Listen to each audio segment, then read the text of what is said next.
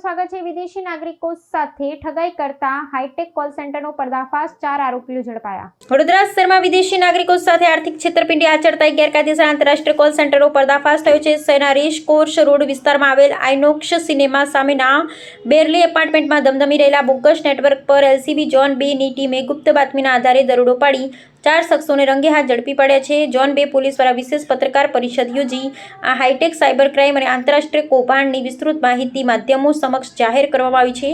પોલીસની પ્રાથમિક તપાસમાં ખુલ્યા મુજબ આ ચારેય આરોપીઓ અત્યંત શાતિર ગુનાહિત માનસ ધરાવે છે। તેઓ જાણીતી ઇન્ટરનેશનલ ફાઇનાન્સ કંપનીઓના નકલી પ્રતિનિધિત્વ તરીકે ઓળખ આપીને ખાસ કરી અમેરિકા અને કેનેડામાં વસતા નાગરિકોને સસ્તા દરે મોટી લોન આપવાની લાલચ આપતા હતા। આ ટોળકી voice over internet protocol technology અને એડવાન્સ સોફ્ટવેરનો ઉપયોગ કરી ગ્રાહકોનો સંપર્ક કરતી હતી। લોન મંજૂર થવાની લોભામણી વાતોમાં ભોળવીને તેઓ પ્રોસેસિંગ ફી, સિક્યુરિટી ડિપોઝિટ અને ટેક્સ ઇન્સ્યોરન્સના નામે ઓનલાઈન સેંકડો ડોલર પડાવી લેતા હતા અને પૈસા જમા થતાં જ પોતાનો સંપર્ક નંબરો બ્લોક કરી દેતા હતા। દરોડા દરમિયાન પોલીસ ઘટના સ્થળેથી સઘન સર્ચ ઓપરેશન હાથ ધરી hi-tech laptop, branded mobile phone, routers અને વિદેશી નાગરિકોના કસ્ટમર ડેટાબેઝ સહિત કુલ ₹3.57 લાખનો મુદ્દામાલ જપ્ત કર્યો છે।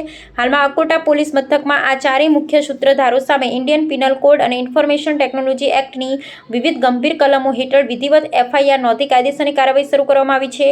આંતરરાષ્ટ્રીય કૌભાંડના મૂળ સુધી પહોંચવા પોલીસ દ્વારા વધુ સઘન તપાસના ચક્રો ગતિમાન કરવામાં આવ્યા છે। પોલીસ સ્ટેશનની અંદર આ ગુનો નોંધવામાં આવેલો છે।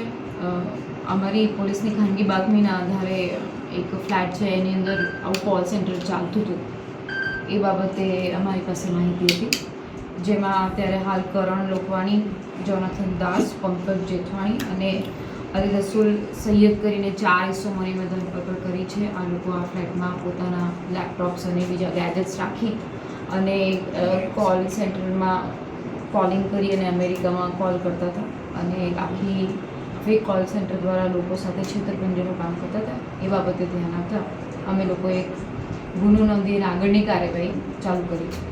એમાં શું હતી? આ લોકો કેવી રીતે ફ્રોડ કરતા? આ લોકો 4 એજન્ટ છે। એક છે એ શેર બજારનો એક્સપર્ટ છે, બીજો વ્યક્તિ છે જે પહેલાં નાના મોટા કોલ સેન્ટરમાં કામ કરી ચૂકેલો છે, બીજા 2-3 જણ કોલિંગ એક્સપર્ટ અને સારી અંગ્રેજીના જાણકાર હતા। લોકો ડાર્ક વેબથી નંબરો લઈ, ડેટા લઈ અને અમેરિકામાં કોલ કરતા હતા। એના પછી એપલના ગિફ્ટ વાઉચર કાર્ડ મંગાવડાવી અને પછી ક્રેડિટ લોન માટે એ લોકોની લોન પેટે ભરવાની જે ફીઝ હોય એના નામે એ લોકો એમનામાંથી અમુક ડોલર્સ અહીંયા ટ્રાન્સફર કરતા હતા। એ કોડથી એ લોકો આગળ ડાર્ક વેબમાં મોકલતા હતા અને એના આધારે આ લોકો આખું ષડયંત્ર ચલાવતા હતા અને ડોલર્સમાં કન્વર્ટ કરીને ઇન્ડિયન રૂપીસમાં કન્વર્ટ કરીને આવી રીતે આખું મોડેસ ઓપરેન્ડી ચલાવતા હતા। કેટલા સમયથી ચાલતું હતું આ?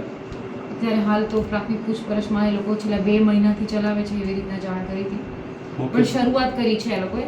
બહુ પહેલાંની કોઈ ડિટેલ્સ અત્યારે હાલ મળતી નથી। મુખ્ય સૂત્રધાર કોણ છે આમાંથી? મુખ્ય સૂત્રધાર તરીકે તો કરણ લોકવાણી અને જોનાથન દાસ છે। એ લોકો પાસે આ શેરબજાર અને આગળના કોલ સેન્ટર્સનો અનુભવ છે, એટલે એના આધારે આ લોકોએ બીજા 2 છોકરાઓને પણ અલગ અલગ ટાસ્ક આપી અને ટ્રેન કર્યા હતા। આ લોકો 4 જણ એમના ઘરમાં એટલે કે આ ફ્લેટમાં કોલ સેન્ટર ચલાવી કોનું ઘર હતું?